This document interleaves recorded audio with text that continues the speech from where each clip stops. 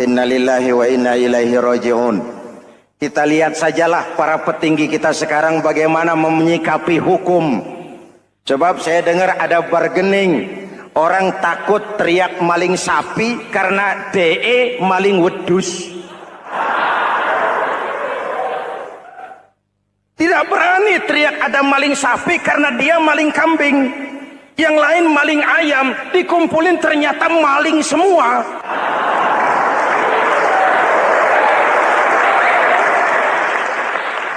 Muhammadin wa ala alihi wa sahbihi ajma'in, amma ba'du. Hadirin hadirat ma'asyiral muslimin yang saya cintai, ada sebuah cerita pendek. Seorang pengendara sepeda motor ditangkap oleh Pak Polisi, lalu diperiksa. Ini motor siapa? Pinjam Pak. Helm? Pinjam. SIM? Pinjam. Kata Pak Polisi, tidak boleh begini. Marah yang naik sepeda motor. Pak Polisi bagaimana? Kok tidak boleh? Yang punya saja bilang boleh.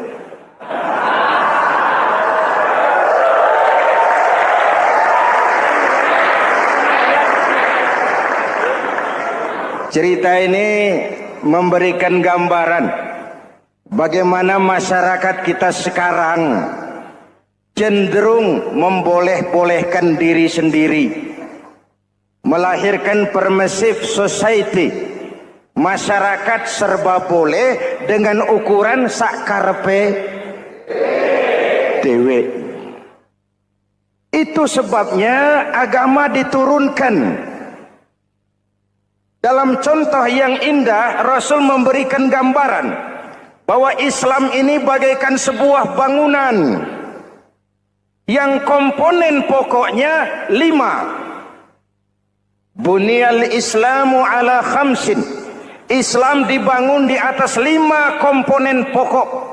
Jadi kalau Islam ini ibarat bangunan, unsur penunjang pokoknya itu 5. Mari kita analogkan Islam dengan bangunan.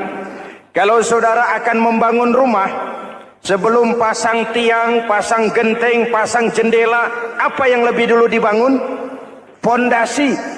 Kalau Islam ibarat bangunan, fondasinya adalah syahadatu an la ilaha illallah wa anna muhammadar rasulullah. Ini fondasi. Jikalau kuat fondasi, aman bangunan. Jikalau rapuh fondasi, lentur dan luntur bangunan. Maka kuat atau tidak kuatnya bangunan Islam kita bergantung kepada keyakinan dasar tadi, fondasi. Saya bersaksi tidak ada Tuhan selain Allah, artinya saya tidak akan menyembah kecuali hanya kepada Allah. Orang yang benar fondasinya beres sujudnya. Kalau saya yakin tidak ada Tuhan selain Allah, saya tidak akan minta rezeki kecuali hanya kepada Allah. Orang yang benar fondasinya, giat bekerjanya, jauh dari tipu menipu, jauh dari renten, jauh dari riba, jauh dari korupsi, jauh dari judi. Keyakinan memberikan warna terhadap bentuk kepribadian. Kalau saya yakin tidak ada Tuhan selain Allah, saya tidak akan pernah takut kecuali hanya kepada Allah. Saya tidak akan melarikan persoalan kecuali hanya kepada Allah. Saya tidak akan menggantungkan hidup kecuali hanya kepada Allah. Saya tidak akan minta tolong kecuali hanya kepada Allah. Meresap ke dalam jiwa. Untuk keyakinan seperti ini, orang-orang tua kita dahulu berlinang air mata, bersimbah darah, bahkan berkorban nyawa, melaksanakan hijrah untuk mempertahankan keyakinan. Ini intan paling mahal dan ini mutiara paling berharga. Zaman boleh berubah, tapi pondasi tidak boleh goyah. Masa boleh berganti, tapi pondasi jangan sampai mati.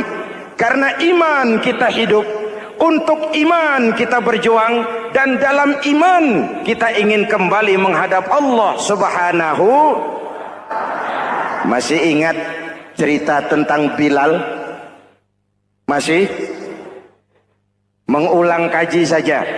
Bilal itu budak sahaya. Ketika masuk Islam dipanggil oleh majikannya. Bilal, iya bos. Saya dengar kamu masuk Islam ya? Iya bos. Kok berani-beraninya kamu masuk Islam? Memangnya kamu budak siapa Bilal? Iya budak bos. Bos. Kamu kerja sama siapa? Sama bos. Bos. Yang gaji kamu siapa? Ya bos. Nah, kamu kan ngerti Bilal. Kamu budak saya, kamu kerja dengan saya, yang gaji kamu saya, yang beri makan saya. Kenapa? Kok beraninya masuk Islam padahal kamu belum saya kasih izin? Bos, bos boleh beli badan saya, tapi jangan mimpi bisa membeli jiwa saya. Tuhan boleh kuasai badan saya, tapi jangan mimpi bisa menguasai keyakinan saya. Saya memang benar Tuhan yang gaji, tapi kan saya digaji, saya kerja. Kerja itu kewajiban saya, gaji itu hak saya. Soal keyakinan, jangan ikut campur bos. Kurang ajar kamu Bilal. Biarin. Bilal, begini saja. Kalau kau mau meninggalkan keyakinanmu, meninggalkan Allah Tuhanmu, kau akan kami merdekakan. Tapi kalau kau tetap dalam keyakinanmu, kamu akan saya siksa sampai mati. Bagaimana? Jangan mimpi bos. Lebih baik mati berkalang tanah daripada hidup bercermin bangkai. Biar saya gugur membela keyakinan daripada hidup jadi penjilat menjual akidah. Itu prinsip.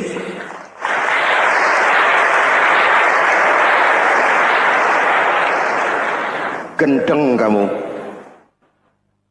Ayo, siksa. Tangannya diikat, dihimpit dengan batu berat, dijemur dengan terik matahari padang pasir, terkelupas kulitnya, mengalir darah dari sekujur badannya, pecah bibirnya. Ayo Bilal, tetap bertuhan Allah dan kau akan mati di sini, atau kembali ke agama lama, kau jadi merdeka. Dari bibir yang pecah itu cuma keluar Allahu Ahad. Bilal budak badannya, merdeka jiwanya, maka namanya ditulis dengan tinta emas dalam sejarah. Kita zaman sekarang merdeka badan kita, tapi sering budak mental dan jiwa kita, maka sejarah tidak pernah mau mencatat kita.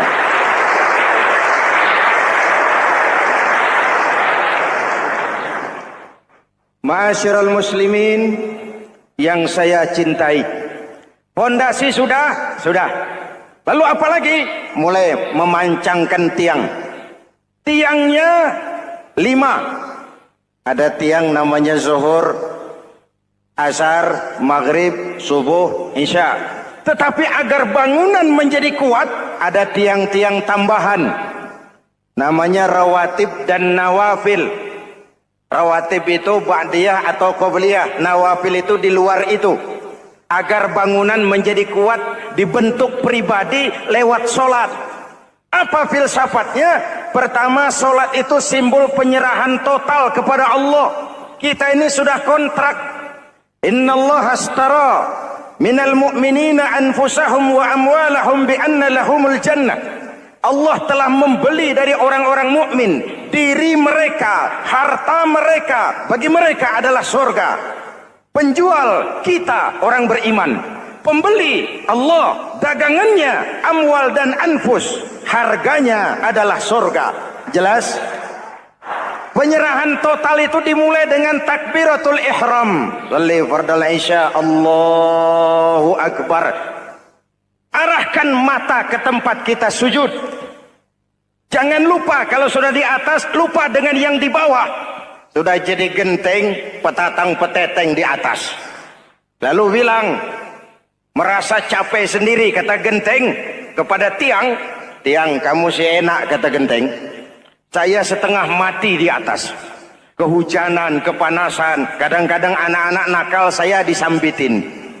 Kata tiang, saudara genteng, ngomong jangan sembarangan ya. Kamu kira kamu bisa nongkrong dan nangkring di atas, itu gara-gara siapa genteng? Kan saya yang sokong dari bawah. Kamu jadi pejabat tinggi, jadi anggota ini, anggota itu. Kami rakyat yang angkat, jangan sudah di atas kami ditekan. Jangan agama dijadikan topeng untuk kepentingan pribadi. Berpolitik untuk kepentingan agama, ayo. Tapi menjual agama untuk kepentingan politik, itu yang merusak agama.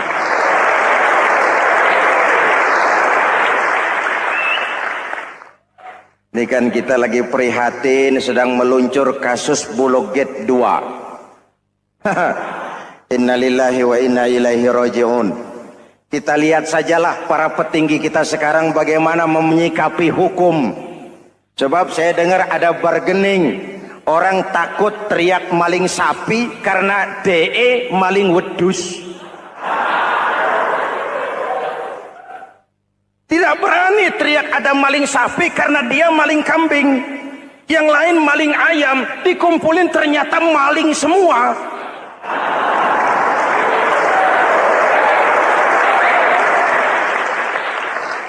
Hadirin yang saya hormati, ini melukai rasa keadilan. Oleh karena itu, sholat mengajarkan kepada kita, dalam posisi berdiri, lihat tempat sujudmu. Jangan menteleng terus ke atas, lalu lupa dari mana kita berangkat. Itulah maknanya. Tawadhu, rendah hati, tidak melonjak angku dan sombong. Ada sebuah hadis, Rasulullah bersabda, "Idza aradallahu biqaumin khairan." Apabila Allah menginginkan kebaikan kepada satu bangsa, apabila Allah menginginkan kebaikan kepada satu kelompok rakyat, walla alaihim hulama'uhum, maka yang naik jadi pemimpin adalah orang-orang yang santun, orang-orang yang lemah lembut, bukan orang yang menggunakan kekerasan dan tiran. Sedikit-sedikit main pecat, itu terlambat lahir. Mestinya lahir di zaman Hitler, mestinya lahir di zaman Benito Mussolini, atau kalau mau lebih klasik lagi di zaman Fir'aun. Kalau Allah menginginkan kebaikan kepada satu masyarakat, satu bangsa, satu negara, naiklah orang-orang yang santun, yang ngayomi, yang menjadi solusi dan jalan keluar untuk kepentingan rakyatnya, mampu memberikan keteladanan. Saya tertarik dengan pidato Presiden Cina pada saat dilantik. Cina, Presiden Cina pasti tidak tahu Pancasila, pasti tidak kenal Islam, tapi pidato pelantikannya, berikan saya 100 peti mati, yang 99 akan saya pakai buat koruptor, yang satu akan saya pakai sendiri kalau kamu lihat saya tidak benar. Luar biasa. Yang diperlukan sekarang ini keteladanan, hulama'uhum, sikap ngayomi, mencari jalan keluar, bukan memamerkan kekuasaan, memamerkan kekuatan, arogansi, menghormati perbedaan. Itu ciri demokrasi. Lalu waqadha bainahum ulama'uhum, yang memutuskan hukum adalah pakarnya, ulamanya, mengambil keputusan secara profesional sehingga rakyat beroleh apa yang namanya kepastian hukum, merasa hidup terlindungi, aman dan nyaman. Lalu yang ketiga, wa ja'alal mala fi askhiyaihim, peredaran harta pergerakan ekonomi berada di tangan orang-orang yang pemurah, yang tidak mau kaya sendiri, tidak mau senyum di atas penderitaan orang lain, menari di atas bangkai saudaranya. Hadirin yang saya hormati, ini cirinya.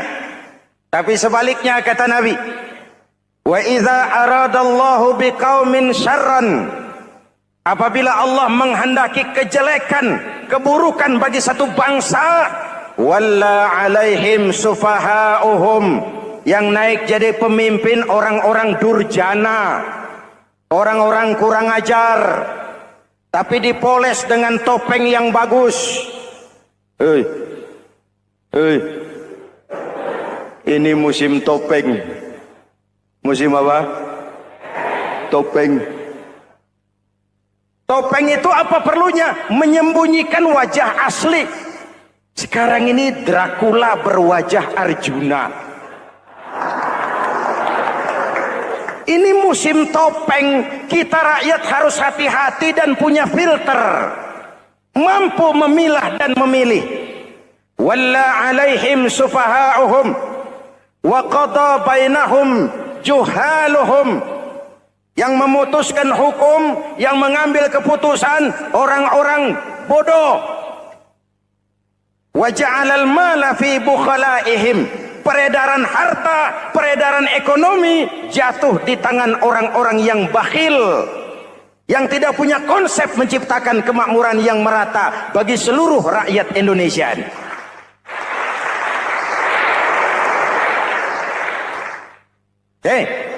Kita kembali kepada tiang.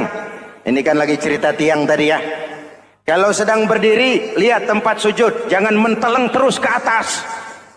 Terserang penyakit tamak bin rakus alias serakah. Nah, selesai. Anggota badan yang paling terhormat ini kepala. Ketika sujud, sama rendahnya dengan telapak kaki. Allahu Akbar, yang besar cuma Allah. Apa bedanya saya dengan saudara? Tidak ada, kecuali saya ngomong saudara dengerin. Kita sama-sama beribadah, sama-sama mencari nilai tambah di hadapan Allah. Apa saya lebih penting dari saudara? Belum tentu. Apa saya lebih hebat dari saudara? Belum tentu. Perasaan lebih penting, lebih hebat, lebih jago setan. Jelas? Ayo tundukkan kepala, dia sama rendahnya dengan telapak kaki kita. Yang besar cuma Allah. Allahu Akbar. Lalu diakhiri dengan menebarkan salam. Assalamualaikum warahmatullah. Assalamualaikum warahmatullah.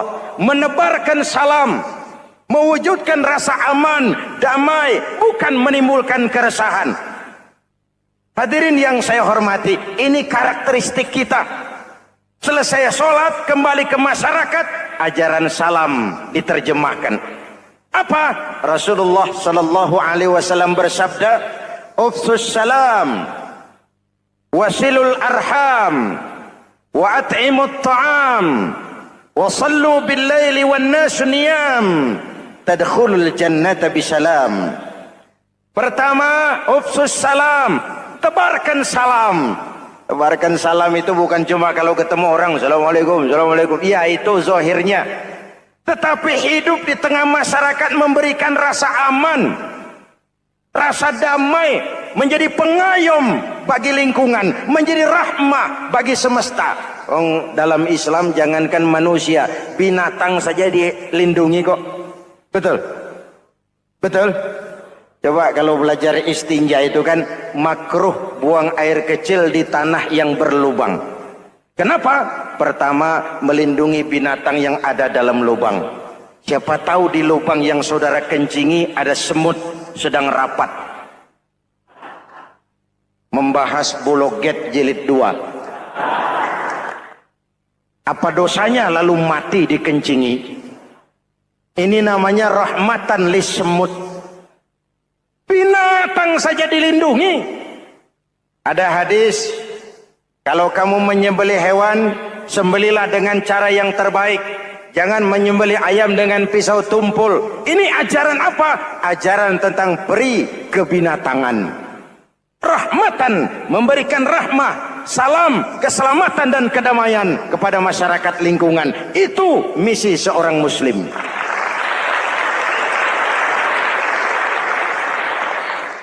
Hadirin hadirat ma'asyiral muslimin yang saya cintai, saya kembali kepada pesan Nabi tadi itu. Pertama, ufsus salam, sebarkan salam. Sekarang ini kan yang banyak sebarkan isu, sebarkan fitnah, hancurkan nama baik orang, hantam orang di mana-mana. Padahal yang diajarkan ufsus salam, sebarkan perdamaian, bukan permusuhan. Cari kebenaran, bukan kemenangan.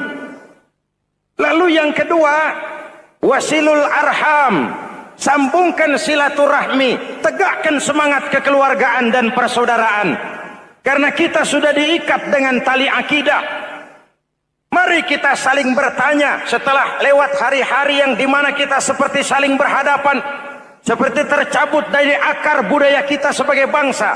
Semangat gotong royong, semangat kekeluargaan makin lentur dan luntur, dan perlu kita angkat kembali ke permukaan.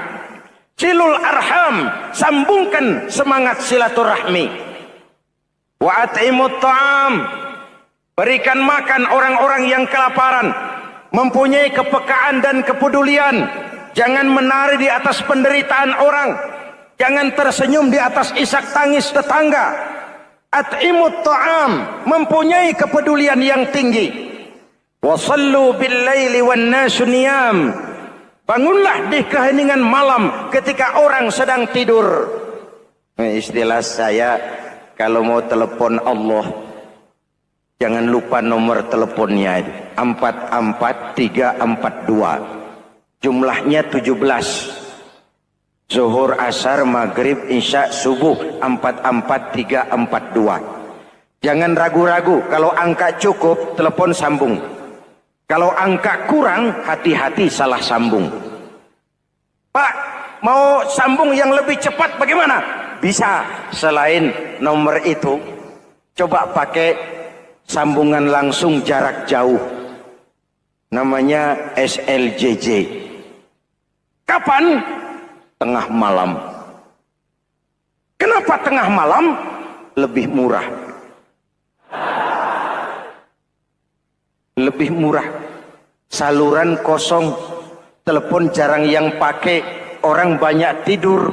Wa minal laili fatahajjad bihi nafilatan lak asa ayyab'atsaka rabbuka maqaman mahmuda. Nun di keheningan malam, bangun. Seperti bapak-bapak, ibu-ibu sering bangun tengah malam ya Bu? Ya. Ngapain? Kalau bangun tengah malamnya sih saya percaya, cuma urusannya apa? Kira bangun tengah malam mau tahajud, malaikat sudah mau nulis, cuma buang air kecil, tidur lagi. Hampir salah tulis saya.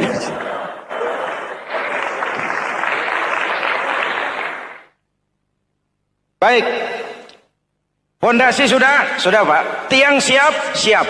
Lalu apa lagi? Nah, rumah itu supaya ada batas, perlu pagar, dinding, tembok. Yang jadi batas, dinding, tembok, puasa. Asyamu junnatun, puasa adalah dinding, benteng yang menyelamatkan manusia jangan sampai menyentuh wilayah lain. Ada batas-batas dan norma yang diindahkan. Selesai, tembok, dinding, selesai. Pagar, selesai. Lah rumah itu supaya bersih, kan harus ada kamar mandi, jendela, pintu, yang fungsinya membersihkan zakat. Kalau dia zakatul mal, dia bersihkan harta kita. Kalau dia zakatul fitrah, dia bersihkan jiwa kita. Kalau dia zakatul tijarah, dia bersihkan bisnis kita. Kalau dia zakatul ma'adin, dia bersihkan barang tambang kita. Karena itu dalam kitab-kitab fikih dikatakan zakat itu adalah harta yang tu'khazu min aghniyaihim wa turaddu ila fuqaraihim. diambil dari yang kaya, diserahkan. Hukum diatur menurut selera orang yang sedang berkuasa, maka yang benar bisa jadi salah, yang salah bisa jadi benar. Kalau untuk rakyat, hukum itu tajam bukan main, cepat sekali dilaksanakan. Tapi giliran menengah ke atas, yang gedean dikit berbuat salah, hukum tompul. Tapi ada orang-orang tertentu yang agunannya palsu, jaminannya palsu, bawa kata belece, bukan cuma miliaran, triliunan kredit bisa keluar. Terluka rasa keadilan, hilangnya kesempatan. Rakyat cuma dapat kesempitan, jarang dapat kesempatan.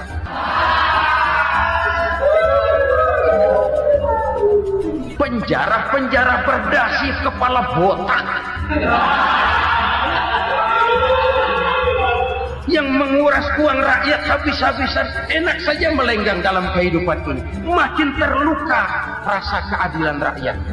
Wa ma hakamu bighairi ma anzalallah illa fasha fihimul faqr. Kalau hukum yang diterapkan sudah menyimpang dari keadilan yang diajarkan Allah, bertebaranlah kemiskinan di mana-mana. Assalamualaikum warahmatullahi wabarakatuh.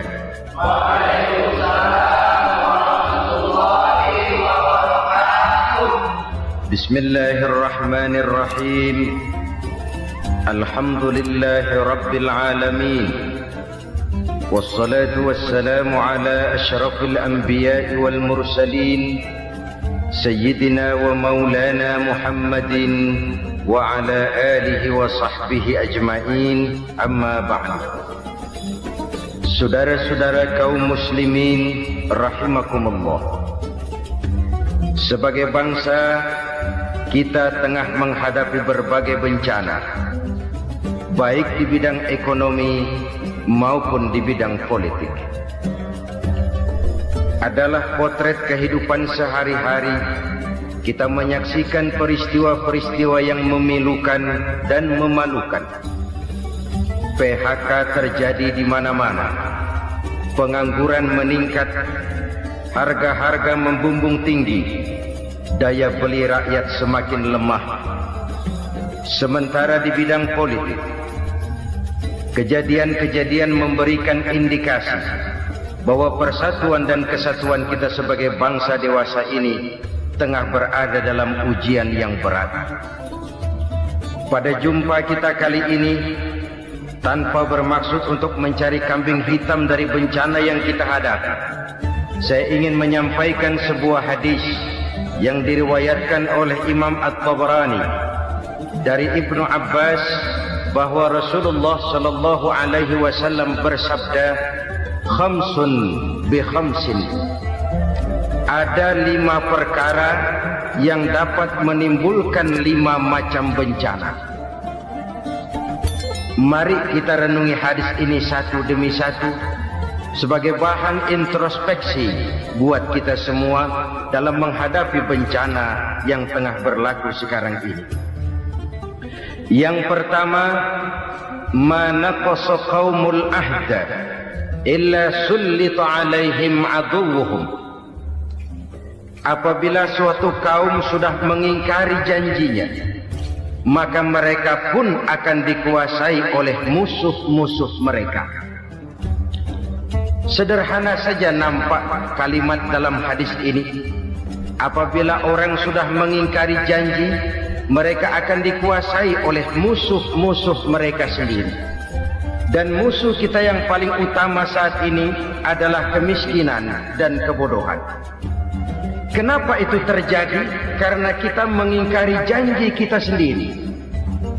Di saat awal-awal berdirinya Orde Baru, kita pernah berjanji untuk melaksanakan Pancasila dan Undang-Undang Dasar 45 secara murni dan konsekuen. Kita berjanji bahwa kita akan menegakkan pemerintah yang bersih dan berwibawa. Itu semua pada permulaannya. Waktu demi waktu berjalan, kita lupa dengan janji yang kita ucapkan itu. Ketuhanan yang Maha Esa kita ucapkan, tapi kesetanan yang luar biasa yang kita lakukan. Kemanusiaan yang adil dan beradab yang kita dengungkan, tetapi kemanusiaan zalim dan biadab yang kita praktekkan. Sederhana saja saudara, hampir setiap pejabat pada posisi-posisi kunci. Assalamualaikum warahmatullahi wabarakatuh. Terima kasih yang sudah menonton video yang ada di channel Jalan Berkah. Semoga bermanfaat dan semoga menjadi amal jari bagi beliau. Untuk judul kali ini adalah pinter tapi kagak benar. Jangan lupa like dan subscribe-nya. Mungkin itu saja. Sampai jumpa di video selanjutnya. Bye bye. Terima kasih.